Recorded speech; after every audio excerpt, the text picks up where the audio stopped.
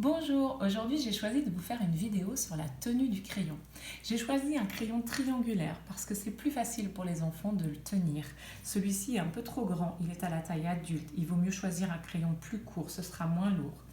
On va utiliser ces deux doigts, l'index et le pouce. L'index et le pouce vont pincer le crayon.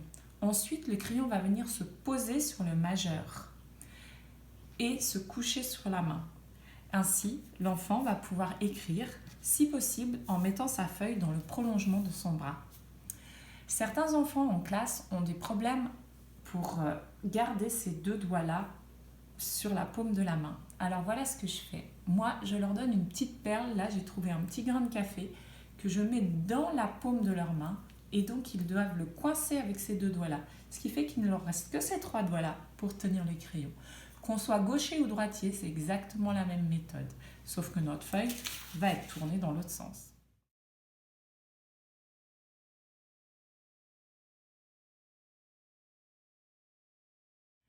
Pour pouvoir travailler cette pince, il y a plein de petits exercices qu'on peut faire à la maison. Moi, j'ai choisi des exercices avec des chaussettes. Déjà, mettre ses chaussettes seules est une bonne technique parce qu'il faut utiliser ces doigts-là. Ensuite, il y a mettre deux chaussettes, l'une avec l'autre, les plier et les mettre ensemble. Ou sinon, on peut aussi, avec des pinces à linge, aider papa et maman à étendre le linge. Vous pouvez aussi faire de la pâte à modeler, de la pâtisserie et tout ce genre de choses. Aide l'enfant à acquérir la bonne force dans ses doigts pour pouvoir mettre la bonne pression sur le crayon. Voilà, c'était tout pour aujourd'hui.